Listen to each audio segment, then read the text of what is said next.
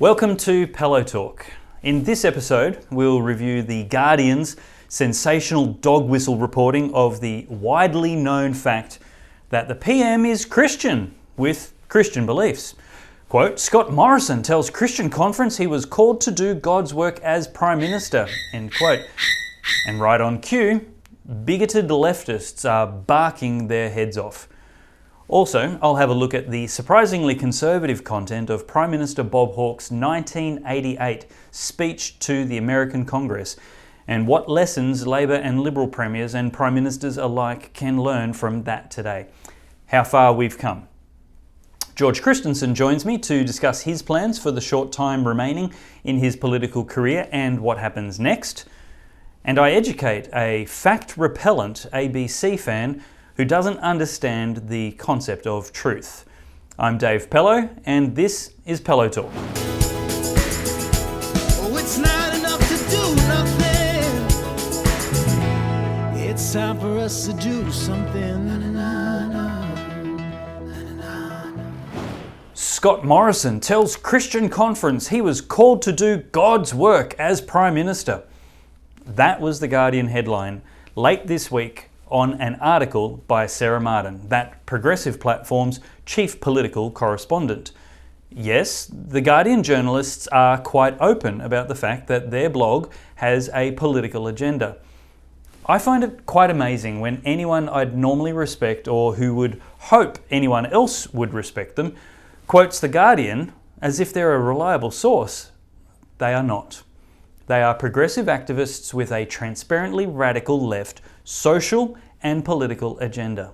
If you give their perspective more than a pinch of salt in value on anything about people they disagree with, for example, authentic Christians or conservatives, or their sworn nemesis, Christian conservatives who dare to express ideas which were mainstream up until about 5 minutes ago, then you are vastly overvaluing the worth of their contributions to public debate. The headline in this case is a prime example. It's just not news. Who doesn't already know that Christians believe we are called to do God's work in whatever vocation or sphere of influence we find ourselves in, from the humble to the notable? Of course the PM believes he is called by God to work as PM. That's God's work. The shock and indignation feigned by these God mockers is embarrassing for them in how ignorant it makes them look. Have they never noticed the similarities between language? Minister, ministry, both come from the same Latin word meaning to serve, from which we also get the word minor, as in less than. It's meant to be a position of humility under authority. The compatibility of Christian service with public service, ministry, is exquisite. To expect that no public servant would ever also be a devoted servant of Christ who fully expresses that in their public service is only possible for folks who simply have such a twisted, bigoted view of Christians that they, ironically, believe Christianity to be toxic, which is an historically unsupportable belief given the track record of all competing alternatives. Our Australian Constitution specifically prohibits the possibility of creating any rule to exclude Christians or adherents of any other religion from public office.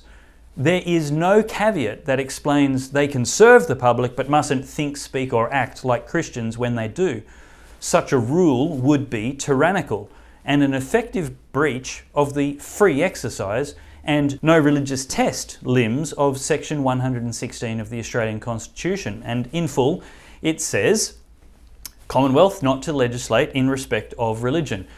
The Commonwealth shall not make any law for establishing any religion or for imposing any religious observance or for prohibiting the free exercise of any religion, and no religious test shall be required as a qualification for any office or public trust under the Commonwealth. The Guardian and other reactionary Christophobes appear to suggest there should be a religious test to make sure their own secular beliefs and behaviour are a minimum qualification for any office or public trust. They are illiberal and the opposite of inclusive. If ScoMo was trans, far from objecting, they'd celebrate him, proselytizing harmful, anti-science beliefs on voters and children because that's what they believe. If ScoMo was Wiccan, they'd celebrate him using his office to evangelize worship of Gaia and legislate green dogma because that's their religious devotion.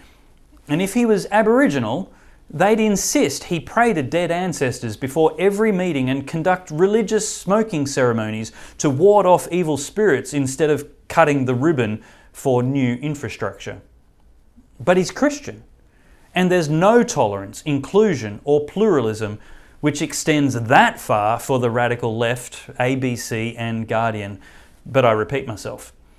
Hysterical shrieks of theocracy are still reverberating around the terrified Twitterverse and lying harlot media as people recoil to descriptions of the nation's leader describing how he sometimes quietly prays for God's blessing on people as he gives them a welcome embrace following a natural disaster.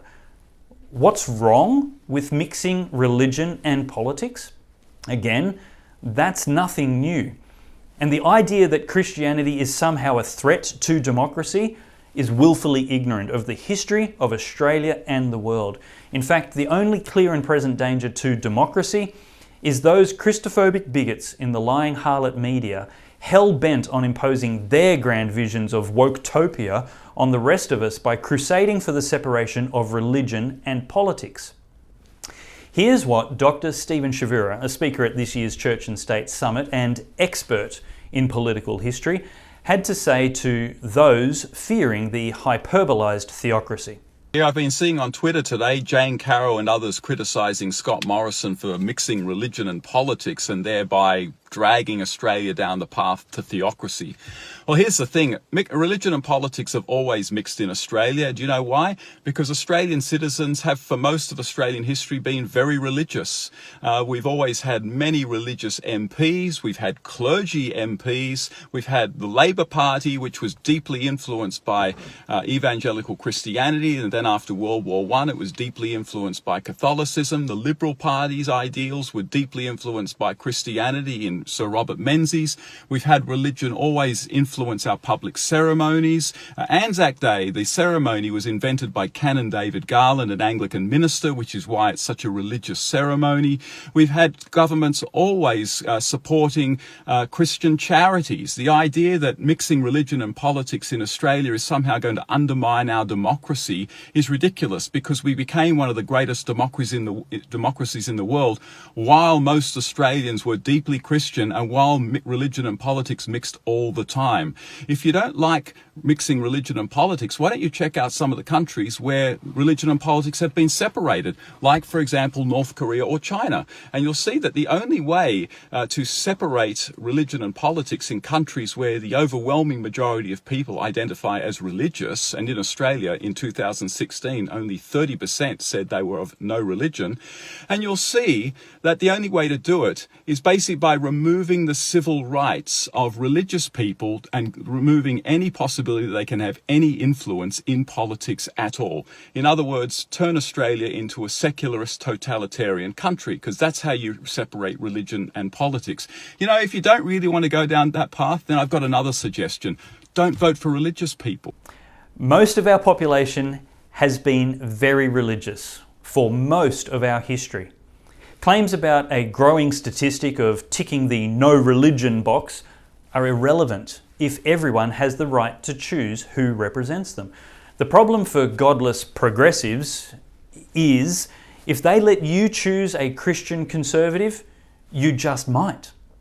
The only observable threat to democracy in Australia today is the totalitarian left wanting to remove the civil rights of Christians to fully participate in public service with all of their religious identity, or to even permit voting for representatives of their culturally Christian values and beliefs. They are terrified too many of us will vote the same way in the next federal election and return a Pentecostal Christian to the seat of power they crave for themselves. In 1988, Russia was called the USSR and was led by General Secretary Gorbachev. Ronald Reagan was the President of the United States, and our Prime Minister was Bob Hawke, leader of the Labor Party. The Labor Party of the 80s bore absolutely no resemblance to the anti-family, anti-jobs, radical Green Party it has become today. It is a strange sensation to listen to the ideas they had back when a right-thinking person could sometimes agree with a Labor leader and maybe even say, "Hear, hear." Take, for example, this speech by Prime Minister Bob Hawke to a joint meeting of the US Senate and the House of Representatives in the middle of 1988. I'll start with what should be a moment of patriotic pride for all Australians, the long and rousing ovations for our PM, and by extension us, a reflection of the deep connection between our two close nations, not one, but two, before he even said a word. Mr. Speaker, the Prime Minister of Australia.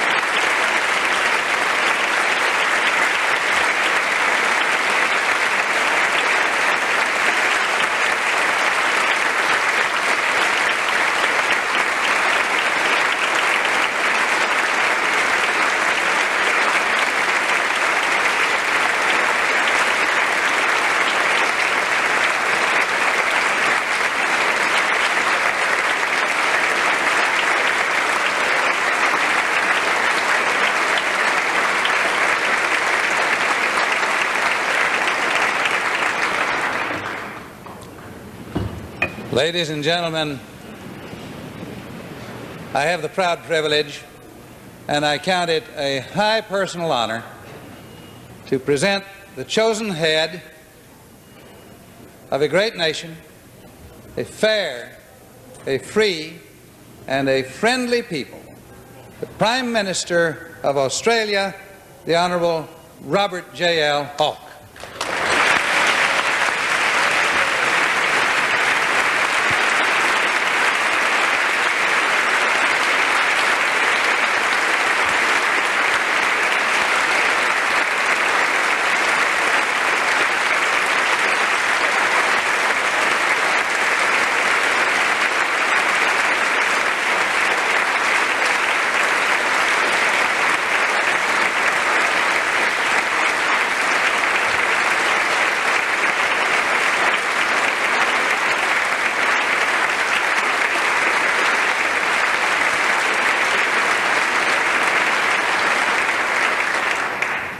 Mr. Speaker, Mr. President, members of Congress, friends, by inviting me to speak today to the Congress of the United States, you honour not only the Prime Minister of Australia, but you honour all Australians. God bless America. You know, in no small part, our own founders borrowed heavily from the American experiment to create our own republic, mingling it with the best of our British identity and political legacy to improve upon both. Ours is a better system of government than the American one, immune from the worst abuses of executive power by having an Australian head of state who reserves those powers from the government and the inevitable bad characters who may occasionally rise to the Prime Minister's office.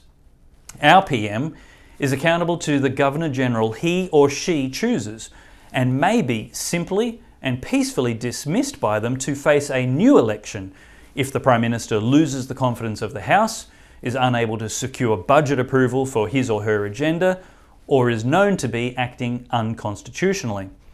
In this way, we have better secured our democratic republic against executive tyranny, and Bob Hawke noted our shared value for power being vested in the people. The concept of government of the people, by the people, for the people, is as potent today as it was 2 centuries ago, when that remarkable collection of farmers, lawyers, traders and intellectuals met in Philadelphia to craft a constitution. Although democracy is not the guiding precept of government in most nations, it is assuredly the guiding precept in those nations which have successfully delivered to their citizens a decent quality of life and a high standard of living. And as we approach the 21st century, no nation can fail to note that example. The Western democracies can lead with self-confidence, and they have no need of self-doubt. A decent quality of life and a high standard of living. Hear, hear. That is the historical result of freedom and limited government. Now listen to this remarkable bit of classical liberalism recently abandoned by the new authoritarian big government beliefs of the Labor-Greens coalition. Here, Labor PM Bob Hawke endorses, quote, the values of individual liberty, the equality before the law, and the supremacy of people over the state, end quote. Someone share this, please, with Daniel Andrews, Mark McGowan and Nanastasia Palaszczuk. American and Australian interests and views may at times diverge, but it is the values of individual liberty, equality before the law and the supremacy of people over the state to which we can always with confidence return as a powerful and uniting force. It's a half-hour speech, so I won't play it all. You can find the link in the post for this episode on goodsource.news. Here are some of the highlights for me though. The American contribution to our bicentennial celebrations has added a special dimension to our relationship. If I were to describe it all in its detail, I fear I would be accused, at least under Senate rules, of a filibuster. Let me just say how greatly we welcome the opportunity to celebrate this great occasion, this great year in Australia, with a very special friend. Mr. Speaker, Mr. President, it is because of the deep similarities between our two nations that my predecessor, Australia's wartime Prime Minister John Curtin, was able to declare in 1944 that Australians look forward to, and I quote his words, an uninterrupted friendship with the people of the United States. Curtin said those words in San Francisco on his way to talks with President Franklin Roosevelt concerning the conduct of the war in which Australians and Americans were fighting side by side in defence of liberty in the South Pacific.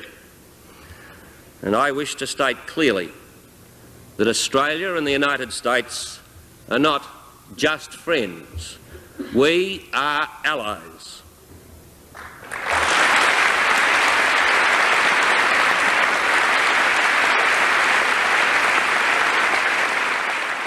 Bob Hawke defended Donald Trump's policy of demanding allies carry their own weight.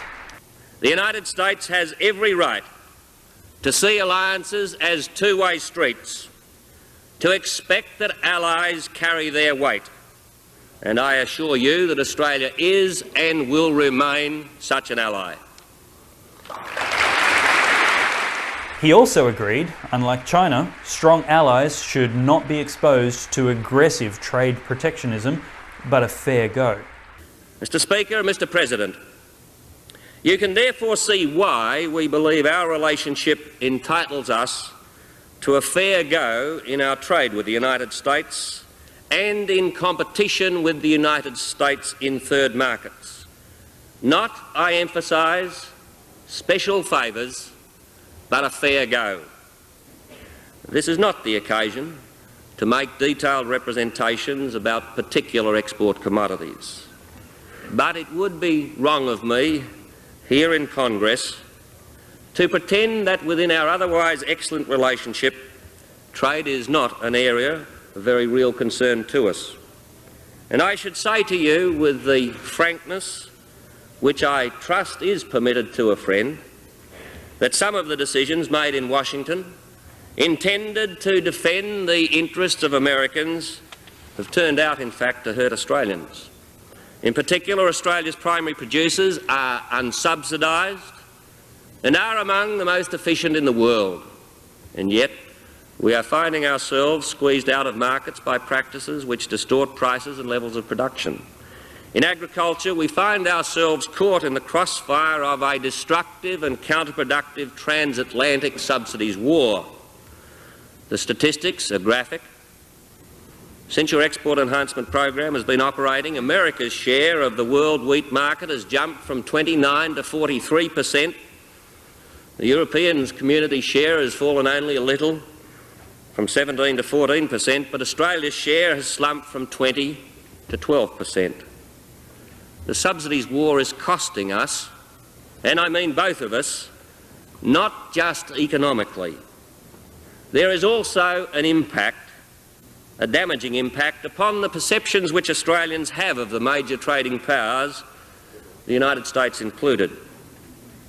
And Australians must not be given reason to believe that while we are, as we are, first-class allies, we are in trade second-class friends. Strong words, and I have to say, persuasive. Speaking about international relations, but profoundly true of all politics, Hawke also gave this warning, something I now hear 33 years later, in light of the immense transaction of fundamental freedom for false promises of safety in the nature of public health directives, as well as his words valuing individual liberty, equality before the law, and the supremacy of people over the state. But no man or woman who has lived in the 20th century can fail to understand how quickly and how disastrously change can come. We still face many challenges, many dangers. Intractable and tragic conflicts persist in the Middle East and Southern Africa. Famine, war and disease still haunt many parts of the Third World. Hundreds of millions of people still lack the freedom and human rights that we take for granted in our countries. And recent events have even disrupted the relative tranquility of the South Pacific. So we must always remember that nothing is preordained. The future does not just happen to us, we make the future. And if we are to make it well, we need to remain engaged with the world, willing to struggle with its problems and to take our part in solving them. We live in an interdependent world, and we don't have the practical option, or indeed the moral option, to sit it out. Prime Minister Bob Hawke's speech to the joint sitting of Congress in the year of Australia's bicentenary was concluded with these words. Mr. Speaker, Mr. President, I have not the slightest doubt of the unique capability of the United States for leadership, whether in managing the pivotal relationship with the Soviet Union, maintaining the health of the Western Alliance, forging further agreements in the essential area of arms control, seeking solutions to regional issues such as the Middle East and Southern Africa, or resolving international economic problems. If all of this sounds like a tall order, if it sounds like an unfair burden, we do not look to the United States to solve all these problems alone, or to mount the effort without the help of friends. We ask only that the United States continue to contribute the strength, the persistence, the creativity and the breadth of vision which, to the immense benefit of all mankind, have been the hallmarks of the American character. And I am confident that it will be so. No nation in the world surpasses the United States in justifiable pride in past achievements, confidence that problems can be overcome, and contagious optimism about the future. Neither of us would claim that our nation is without blemish. Neither of us would claim that governments of our countries have always chosen wisely or acted well. But I do say this, that when all is said and done, the United States is a great and a good country, that the people of the United States are a great and a good people, and that in Australia in the years ahead you will have the very best kind of friend, independent to be sure, forthright in the defence of our own interests certainly, but also firmly supportive and deeply proud of our rich and enduring relationship.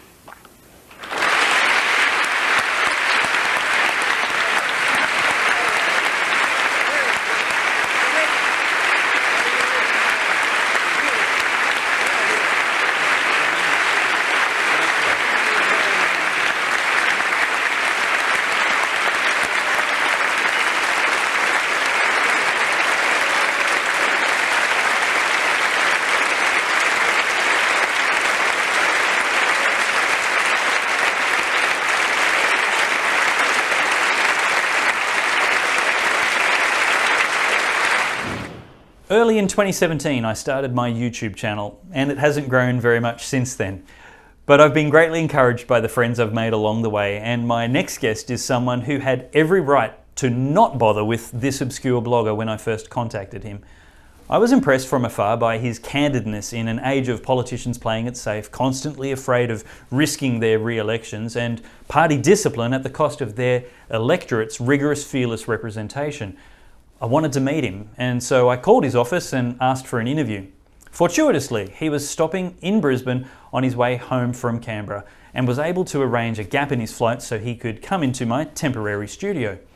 There was none of the pretension of a popular politician who had nothing to gain from attention outside his electorate. I slid the front passenger seat in my old green Camry as far back as it would go, and he climbed into a stranger's car in the middle of the Brisbane CBD. He is known as the most outspoken member of the Nationals, fearlessly critical of regressive Liberal policies like redefining marriage, the misnamed Safe Schools curriculum, halal certification, raiding superannuation, and taxing the climate. Most enjoyably for those of us thoroughly disillusioned by the self-serving careerism of most politicians, he is sceptical of so-called party discipline, the philosophy that politicians represent their party instead of their electorate and aren't entitled to dissenting opinions. Welcome, Mr. Christensen. Thanks very much, David. You know, we if Christians and conservatives vacate the space and don't actually go into politics and stand up for the principles that they espouse, someone else is going to fill that void.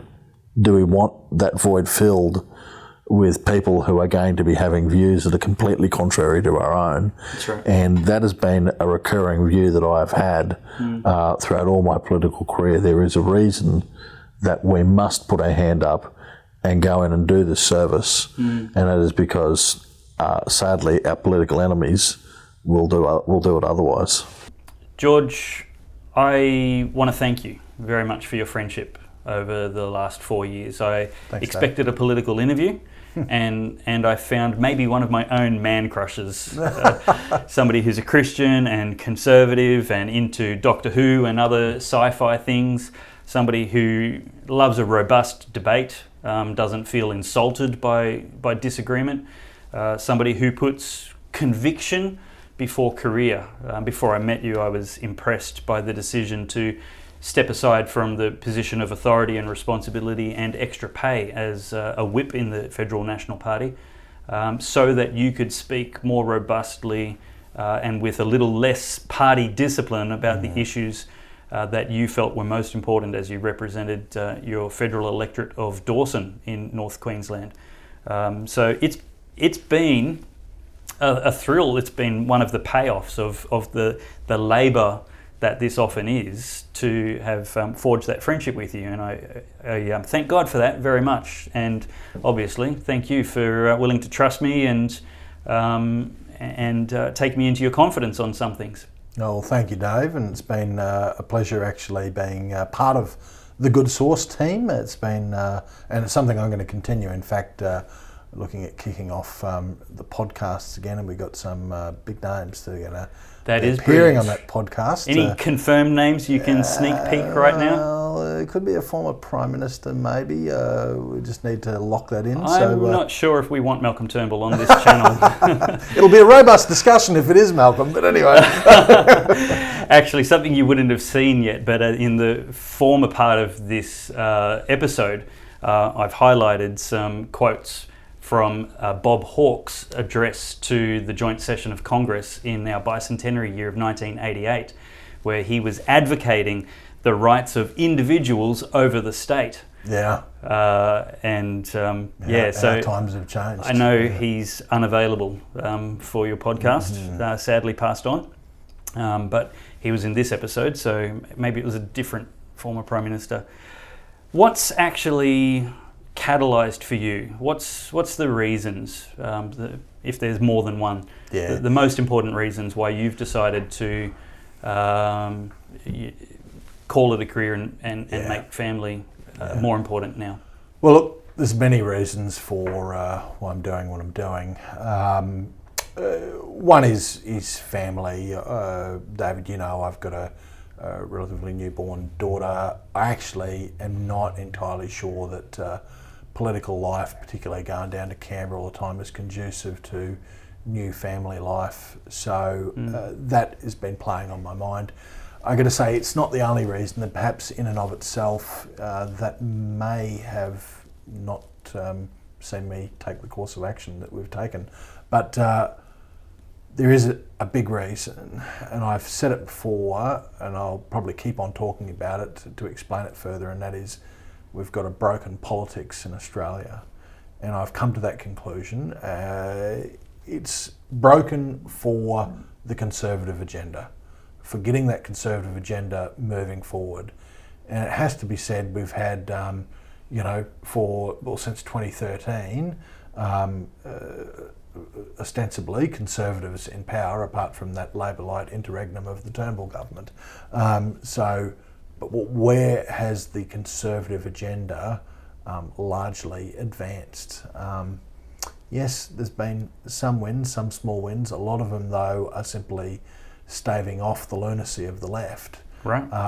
But still, it just seems that our political agenda in this country just keeps on veering to the left. So there's a problem there. I think I understand a bit about that problem, and I can wax lyrical on it. What I don't understand fully yet is the solution. But I want to put my mind to that, because I think the problem is culture. And culture, politics is downstream of culture. And it's more than just culture, it's the cultural institutions. And if you just allow me, I will wax lyrical on this broken politics. Scott Morrison talks about the Canberra bubble, and he's absolutely right. There is a Canberra bubble. I think Corey coined the phrase. Did he? Well, there you go. Well, Corey's picked it up. Very, very smart man, Corey Bernardi, and there is a Canberra bubble though, and maybe I'm misusing the term from what they mean, but you've got the mainstream media, not all of them, but a lot of them. Who are activists. They are on this channel, we call it the lying harlot media. Yeah, well, the lying harlot media, the lamestream media, the fake news media, whatever you like to call them. They pretend that they are impartial observers and reporters of what goes on. But these guys set the agenda. They then run stories which pushes one angle of that agenda, and they also do something else, which I'm going to talk about in a moment. But they set a narrative. Now, it's more than just them. Sometimes they work in cahoots, like you see the ABC and Four Corners working with some group that's on the taxpayer teat to come up with a story and then a campaign which continues a story. So we've got all these groups, the get-ups of the world and all the rest of them that try and drive agendas in the political system, and we don't have much on the right to counter that, and we certainly don't have the media apparatus to help push the narratives. But there's more than that. There's people that are firmly ensconced within the bowels of bureaucracy in Canberra that are part of this Canberra bubble. They all push in the one direction. They all have the same like-mindedness.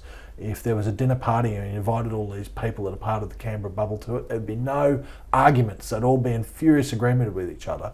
But if you invited an average Aussie to it, particularly one from my part of the world, there would be heated debate because they are just so poles apart.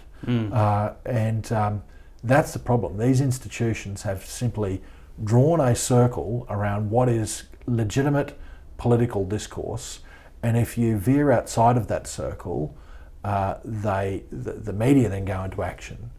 They don't just attack what you're saying, and even though they shouldn't be attacking what you're saying, they should be debating the issue, but they don't just attack what you're saying now, they try to cancel the person. So we've heard about cancel culture a lot. It literally happens and has happened for some time in the media. Now, I know that there may be people that say, I can use the example of Barnaby Joyce. They might say, Barnaby did wrong. I got to tell you, other politicians, I won't name names, but other politicians on the other side of the fence did exactly the same thing that Barnaby did, and yet there was not reporting about what they did. And the question is, why is that? Why was it that Barnaby Joyce was pilloried and hunted out of his role as Deputy Prime Minister for something that barely raised an eyebrow? And this is why I insist on calling them the lying harlot media. It's not just that they're maliciously deceitful, it's also that they have prostituted themselves. They should be faithful to the public. They should have integrity and purity in their reporting and narration and commentary, and they should at the very least declare their biases and agendas like we do at The Good Source. We're transparent, you know what we're trying to do. We're not pretending to be journalists, and yet I think because of that transparency we're more reliable than The Guardian, but they've actually prostituted themselves. They've exchanged that purity and faithfulness that they have a social contract for in exchange for clicks, and in exchange for preferred outcomes, and in exchange for literal currency. They've built their careers out of being activists instead of being the fourth estate and exposing realities and facts and promoting robust debate between two sides of an argument. So often the debate is just about degrees of difference. Like, very few people are for actually closed borders, and very few people are for actually wide open, unfiltered immigration. And so sometimes the difference between left and right is, do you believe in 50,000 or 500,000 immigration per year? And let's talk about, and then instead of exposing a good debate, they'll cancel, like you said, one entire side of the debate by calling them racist and bigots and xenophobes and Islamophobes and every other name which cancels them from being worthy of even being contemplated in the conversation. That's why they're the lying harlot media, because they're not just deceitful, but they're actually faithless in the execution of their job. And it's more than just the media, though. But they are right at the front of this problem. But look, you're right. It's now cancel culture. They don't want to debate the topic. They want to take out the people that are advocating the positions that they don't like. They demonise them by calling them racists or sexists or whatever it may be, whatever's the flavour of the month in terms of the latest politically correct woke crusade, and they'll try and take people out. It's just so wrong, and it's dangerous, extremely dangerous to democracy. And if something isn't done about it, and this is easy to say because I don't have the solution, but unless we can tackle this problem, it doesn't matter whether we elect Labor governments in the future or Liberal National Coalition governments, our political agenda is just going to keep on going towards more and more the left. And right now, until civilization collapses. Well, yeah, without a doubt, and it will. I mean, I had an old lecturer who was a conservative, one of the few at university used to say, a welfare society is a farewell society. In other words, bye-bye, you know, Right. and it is going to go that way. If we keep on going more and more towards the left, and it's now just not economics, it's now culture. So is it a large sense of futility that's driving part of your decision to... Futility, look, I don't want to dissuade anyone from getting involved in politics, not at all, but it just needs to be said that we're doing the same thing over and over and not getting any different result, and I guess that there's a definition of insanity that's around that. So I think it's time to do something different that tries to trigger a different result, and so I'm still going to be involved in politics. People said, are you quitting politics? No way. I'm very interested in what happens in the future of my country. I'm very interested in the trajectory that we're going down, and I'll continue to speak out probably more unfiltered than I have before. And some people that get scared when they hear that, they thought, wow, it wasn't unfiltered before, but no, I haven't been, and I've filtered myself. Of course you have. Because you have to, because if you don't, you're going to get cancelled. You've been less filtered than many of your colleagues. Yeah.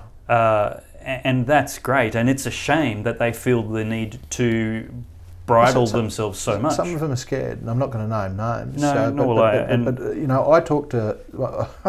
I get up in the party room and I say something, and I get like, you know, about half a dozen or more text messages saying, "Oh, good on you, George, for saying that," and then people coming up in the corridors, yeah, good on you. Corey's testimony was the same before he left politics. Corey would say, I would get these people, we're glad you speak because you're saying what we think. And he's like, well, why are you leaving me by myself?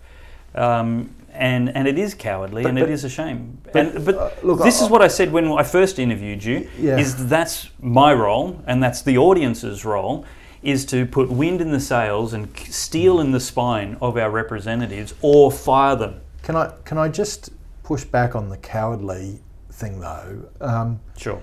Might be a bit harsh. Well, it is, because it's the arena that you're in.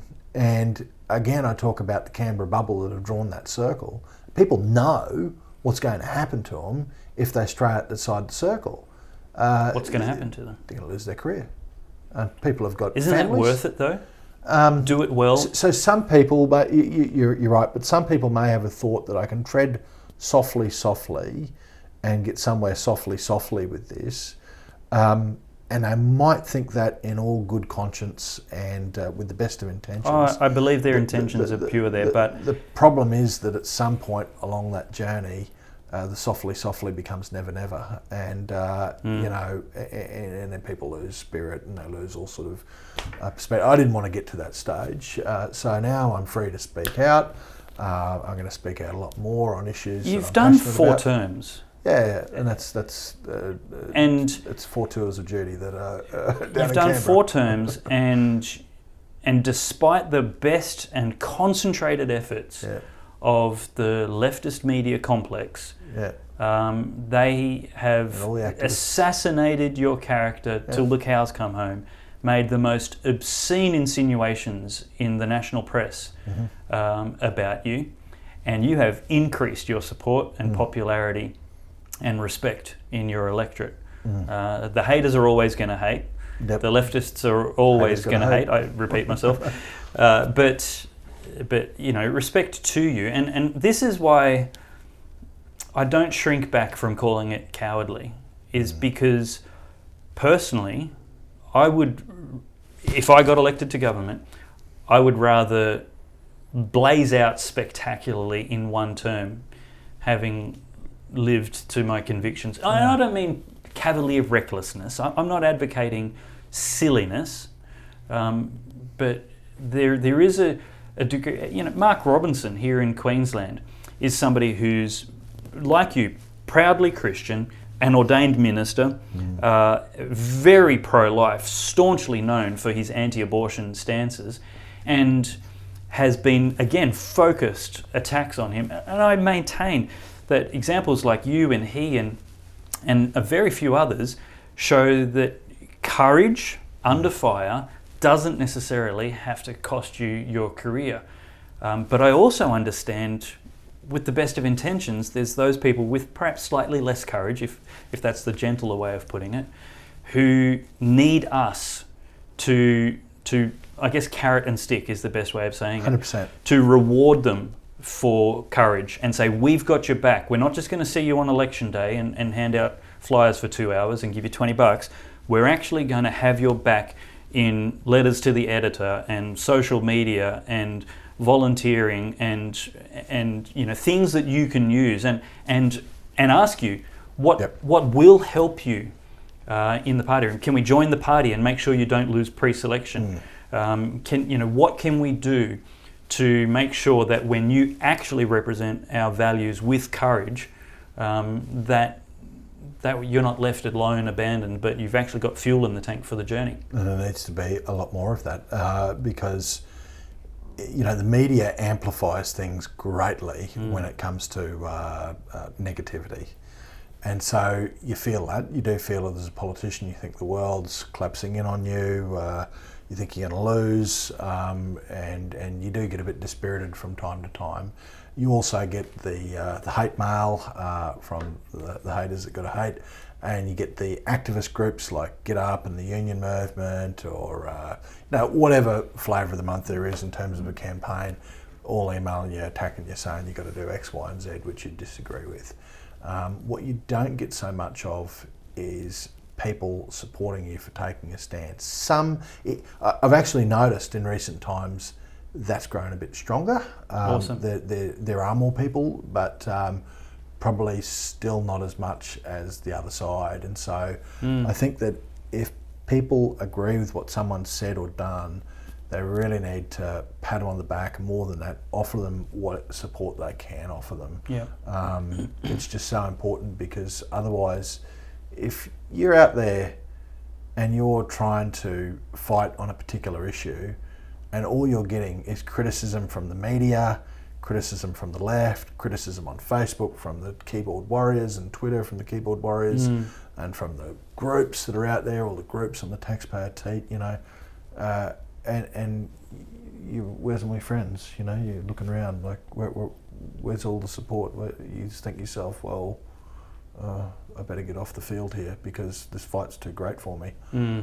So there needs to be much more support for Conservatives. That's if there's a parting message that I've got to people, it is that they really need to get behind strong Conservatives.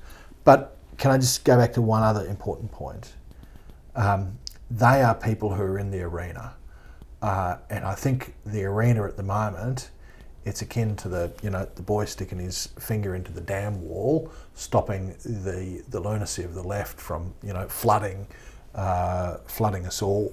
Wendy Francis called it a tsunami the other day. Yeah, well, it would be a tsunami if we burst the dam wall, and there's people that want to burst the dam wall. So we also need to all collectively try and put our minds to how we change the culture, and the culture starts with us. Culture's made up of people and our views. And so if we bottle it up and we succumb to cancel culture, we succumb to political correctness, and we don't want to tell other people our side of the story, our arguments, our ideas, for fear that they're going to delete us off Facebook, or they're going to not invite us to a party, or that they're going to do something nasty to us, well, we may as well pack it up and all go home and migrate to Poland or Hungary, where it looks like that sort of that's right. that woke culture's been kicked to the dustbin. But anyway, conservative refuge. Yeah. I very deliberately made a decision not to seek election because I had a young family, and I just essentially swore that not while they're at school. So I think you're making the right decision. I agree. Your kids are a more important priority. Public service has a season, and that's before kids in your case. And I don't know what the future holds for me, but I know that if more people focused on making sure their kids were healthy and balanced and had two parents present at home, two married biological parents present at home, then Australia would be a great way of waging the culture war. Get married and raise your kids together, and that would be a huge step, and we would fix a lot in a generation with that. We don't talk about it as much, David, but for conservatives, family is the bedrock of society. And, I remember having a conversation with Lyle Shelton, who's now going off to wage war on his own in the New South Wales Parliament, and good luck to him. God bless him, and all power to him, strength to his hand. But we had a discussion many moons ago when he was the head of the Australian Christian Lobby, and they come up with a report that was titled For Kids' Sake. And what it was about is the breakdown of families, dysfunctional families growing in our community, and all the problems that's stemming from that. And probably the one regret that I've had is not focusing as much as what I should have on that, because beyond all the culture war stuff, we've got a problem. Do you mean in legislation battles that you were fighting? Policy battles, because it's just so difficult. We've got family dysfunction. What's driving family dysfunction? What's driving the disintegration of relationships? What's driving, divorce rates? What's driving family breakups? Domestic violence, child abuse, what's driving all of that sort of stuff.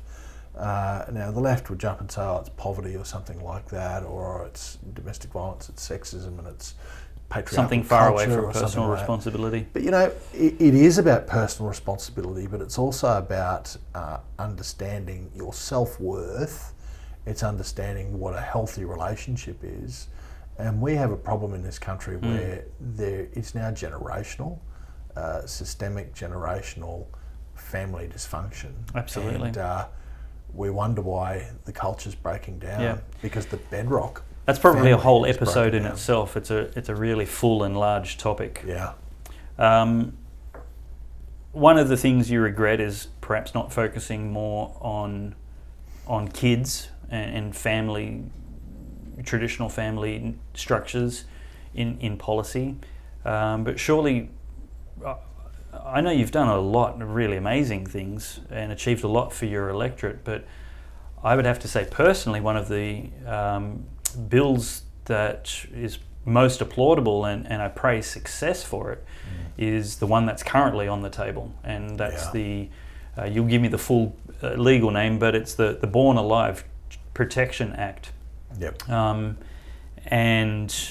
I guess I'd just ask you to take 3 minutes, recapitulate that for anybody that might not have heard about it yet, and what they can do to get behind it and support it. Well, quick plug, if you want to read all about it, you can jump on my website, georgechristensen.com.au/Born Alive. It is the Human Rights Children Born Alive Protection Bill 2021. It has not actually been introduced into Parliament as yet, but it's going to be. I've had it drafted earlier this year. What it's about is we have children in this country who are born as a result of an abortion procedure, born alive. So the doctors tried to kill them, and they managed to get born and survive birth tried anyway. To abort. These are abortion survivors now. And so clearly, if they're surviving birth, they're late term. Abortion. Yeah. Well. Surviving abortion. There's a myriad of, and I want to. I want to put the facts out there and not fudge this. So good. You do have some that are probably so premature that they would not survive being outside the womb, and that's a fact. Yeah. But there are others that are born in this country who are 22, 23, 24, 25 onwards. Weeks that would survive or could survive if the right medical treatment is provided to them. At the moment, what happens is they're simply placed in a container and put to the side. There's some compassion in some instances where they might wrap the child in some sort of swaddling or blanket and give it to the mother, or if she so wants, and try and comfort the mother as the baby dies. But essentially, the answer to this problem is let the baby die. In fact, it's as blatant as that in Queensland Health guidelines for medical termination of pregnancy, where they actually got a table and it's got all of the, it's a troubleshooting table for abortions, and it says, if the child is born alive, and it says, do not provide life-saving treatments, e.g., breathing apparatuses, feeding tubes, etc. Simply document date and time of death. And I think that's almost verbatim what the guidelines say in Queensland. How brutal. So it is quite brutal. So my bill, look, it's already been canned by the leftist press. Of course. It's already been canned by some abortionists. But the facts will show that my bill would do nothing but save the life of children who are whose life is viable outside of the womb. And who are already outside of the womb. And who are already outside of the womb. So, we could have a discussion. A woman's no longer pregnant. We could say, I'm pro-life, I'm pro-choice. I believe life begins at conception. I believe life begins at birth. Well, guess what? We're all on the same page now, because the baby's been birthed. It's out in the free world, outside of the womb, an independent, living being, a human being, who under our international covenant on the rights of a child is entitled, and this is where the federal remit comes in, the international covenant on the rights of a child Australia signed up to. The child is entitled to the right to life. The child is entitled to access to healthcare. The child is entitled to not be discriminated against on the basis of their birth for healthcare. So all of that means that right now Australia is actually in breach of its international covenant that it signed up to, and so we need to fix that situation.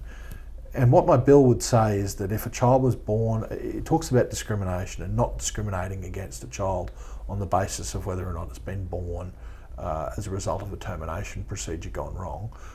So if a child was born at 26 weeks premature, in normal circumstances, if I can call them normal, there will be a set of circumstances, set of health responses or medical responses that child would receive in order to ensure that child survives. And what I'm saying is, if a child is born at 26 weeks as a result of an abortion procedure, that everything that you would do for this child is done for this child without discrimination. Without discrimination.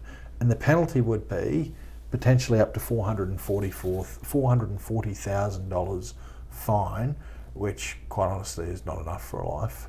But it could also potentially be deregistration as a doctor. Yeah, it should be.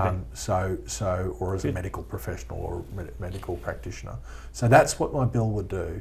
And I encourage people again, georgechristensen.com.au/bornalive, sign up your support, because we're going to run this. I'm going to run this as hard as I can. Is that enough? Is there anything else people can do? Is there instructions on what else they can do on your website? I know that the Australian Christian Lobby and Family Voice and Cherish Life are all running their own separate campaigns on this, where you can go to their websites and you can contact other members of Parliament. I just encourage you, if you've got a Liberal or National Member of Parliament or a Senator in your state, contact them and tell them to please support this private member's bill. Is there any crossbench support? I've had a bipartisan support? Well, I haven't heard anything from the other side. Zero Labor members are interested. I haven't heard anything from any Labor member. Have you approached any that you think are approachable? To be quite honest, I haven't approached any. So it'd be great to get a Labor co-sponsor. It would have been good to get a Labor co-sponsor. I don't know who on that side would that I would approach, though. That's the difficulty. Look, I believe there are some that are open to sympathetic approaches to reducing abortions. Probably more in the Senate. And aren't as hardcore as many of the members of Emily's list. Yeah. And it is hard for them too. I have had a lot of my Liberal and National colleagues actually reach out and tell me that they support it, from ministers down. So I can't think of a reason why anybody right of centre wouldn't instantly say this is a no-brainer. This is the least a civilised, mature society can do. The least. Correct. This is the least. Yep. And again, this is a big topic that I could spend an hour on with you together. So, mate, if you know the parting shot that I've got, before I leave the hallowed halls of Parliament House is getting a vote on this, and even getting it through the Parliament, as high as that bar may be, that would be good. But at least it's on the agenda. Prospects, as a percentage, currently, would you say you're positive? It's always difficult. I've just got to balance it with what's realistic in politics. Uphill slog. It is an uphill slog. Do you have more currency or less now that you're not seeking re-election? Is there? I guess I'm yet to find that out. Okay. I think that I feel more free. I feel ability to say things that I once probably would have been a little bit more guarded about. Principally because I don't care what's written about me now, because there's no election that people can vote for me or against me on. But so it's encouraging that they've done their worst and failed. Yeah, I'm sure there are very few people upset about that. But anyway, so I feel more free, and I think that if the ability to speak out should be probably increase my currency down there in Canberra, but it remains to be seen. I look forward to hearing what you have to say without any party discipline. I can say some of it now. Go. I can say that we need to build coal-fired power stations. I always said that. I can say that climate say change, something you haven't said before. Climate change is crap, complete and utter crap, and this idea of net zero emissions is going to lead to net zero jobs. It's insane. We should pull out of the Paris Agreement. I won't interrupt you. We haven't got time. Go on. No, it's just too many rabbit trails. I want to keep it under an hour. Mate, what else? COVID-19. Nuclear. Lockdowns don't work. Masks don't work. Of course. We've mugged ourselves as a nation with our response to it. So is the entire Western world. So we're not just in the boat by ourselves. That's still no solace. I mean, people have lost livelihoods, and perhaps some people have lost their lives, not because of COVID-19, but because of the horrendous response. I think there'd be thousands in that score. Yeah. In that column, the tally would have to be thousands. So freedom is under attack. And there will be at least tens of thousands more because of the neglect of so many other areas of our society in years to come. And there will be no statistic for COVID directives caused death. But there will be COVID directives related deaths. Absolutely, and I think we're seeing a lot of studies that are coming out that are showing that. And overall, the death level in Australia and in most countries and across the world is no different than what it has been in previous years. So there's been a lot of hype and maybe a lot of bad previous years. So the other thing that I want to say that's probably a bit controversial, we're going to have to be careful about this globalist push for this great reset, because that's going to... Still stuff you've said before. But okay, but I'm going to say it a little bit more furiously now, because this is not a conspiracy. This is for reals. They are actually people that have devised plans that are out there that are just... It's amazing the people that are calling it a conspiracy theory when it's in plain documentation on their website. We're pointing out, have a look at this book, have a look at this website that the WEF have. Not interested, have a look at what this party says. Oh, you're a conspiracy theorist. Hang on, Dick, all I'm telling you is what they're saying. And what they're saying is they want a fusion conspiracy factualist between leftism, Marxism, and corporatism. It's the most bizarre thing ever. And then I've even said to people the third part of it, which they go, whoa, you've really gone down the rabbit hole. But again, it's all on their website, talking about a fusion between humanity and artificial intelligence. So they're talking about this transhumanism where we're going to be robot or computer human hybrids. It's bizarre stuff, bizarre stuff. But this is the agenda that is going to influence policy in Western countries across the world, because all the people that go to it are the movers and shakers. They're the think tanks. They're the bureaucrats, even politicians. And so you watch some of these ideas that have been germinated out of the World Economic Forum, this Marxist, globalist, Great Reset agenda is going to find its way into public policy in Australia. We're just going to have to be so vigilant about it. Yep. So vigilant. It's dangerous stuff. Yeah, definitely. Thank you for coming into the studio. Thank you. Thank you for your 4 terms of public service. It's the end of a chapter, but definitely not the end of the story. I'm looking forward to seeing how George Christensen is unleashed on the Australian body politic in the next 20 years. Thanks very much. Thank you very much. What an absolute champion, I'm sure you agree. If there is any treasure to be obtained from the small role I play in the war for the soul of our nation, it's the opportunity to rub shoulders with statesmen like George Christensen, who labours for an audience of one Almighty God. For friends and co-labourers like him, I am truly grateful. Earlier this month, the uncompetitive taxpayer-funded broadcaster posted a segment from its failing TV show Q&A with Martin Iles explaining why Israel Folau was justified in preaching sin, repentance and salvation on his personal social media channels. Vanessa commented beneath the video clip, "Freedom of speech ends when your words impede on others' rights." To which I replied, "Do you mean the imaginary right to not have hurt feelings, or the imaginary right to not be confronted with uncomfortable, objective moral truth?" Ty asked me, "What objective moral truth are you referring to?" Can you see how that question invalidates itself, cancels itself out? The what in the question implies there is more than one to choose from. But if there was more than one objective truth, you could choose which you preferred, which would no longer be objective, but subjective.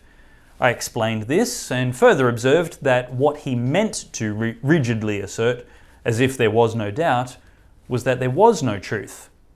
As the great American thinker Frank Turek explains, the answer to the statement, "there is no truth," should always be to ask, is that true?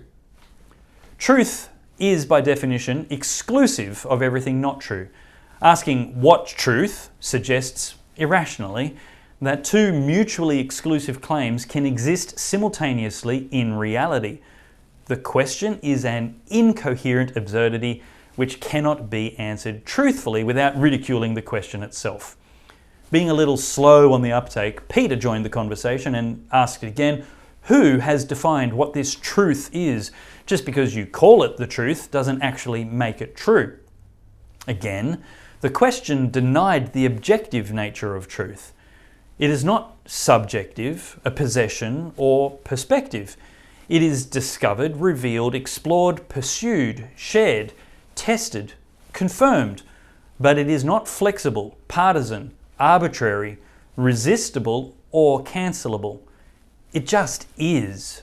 Above all, there is no human right to be sheltered from truth. And that is the stumbling block for the moral relativists which litter progressive debate.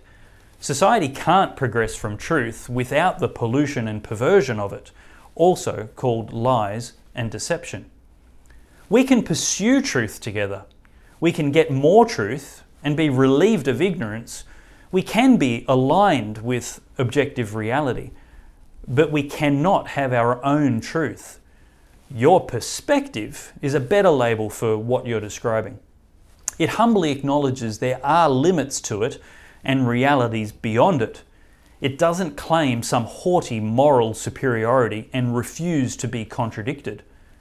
When truth is an obstacle to the supremacy of a person's will and feelings, they kick and buck against it, conflate their ideas with their sacred identity, and claim you've done violence to them as a person, therefore violating their human rights. And that's why Vanessa really believed it when she said, freedom of speech ends when your words impede on others' rights. The very real and God-given natural right to advocate an idea in social media, a blog, meme or video, a sermon or speech, or any other communication someone else may be exposed to, for better or for worse, is simply not abridged or ended when one of those people gets their feelings hurt. People must risk having their feelings hurt by disagreement if there is to be any chance of pursuing truth together, if there is to be any chance of ensuring our public policy, the laws which have real impacts on the lives, welfare, prosperity, justice, liberty, and peace of more than 25 million Australians are of the highest quality and standard. We need the highest quality and standard in our laws and public policy. Who wants laws founded upon misinformation, bad science, propaganda, prejudice, ignorance, and error? You sit on a throne of lies. Robust debate is essential to expose bad ideas, and the people who object the loudest to free speech are panicking because they have the most to fear from exposure.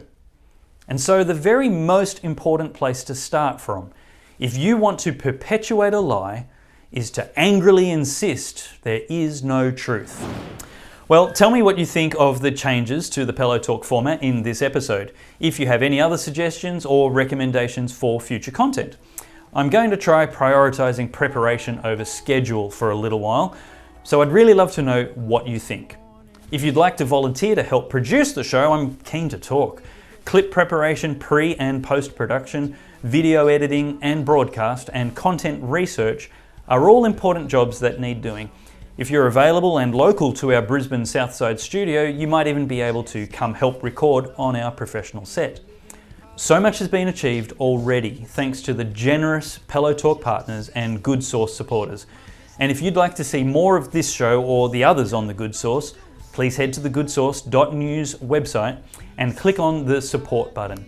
I'd like to increase our budget to be able to recruit one of our production volunteers soon, as well as increase our marketing reach. You have an important part to play in disrupting big media and big tech, even if it's just $10 a month. Together we can achieve really big things and return some honesty to politics, debate, and culture in Australia. Until next time, God bless. If not now, then when will we see an end to all this pain? Oh, it's not enough to do nothing. It's time for us to do something.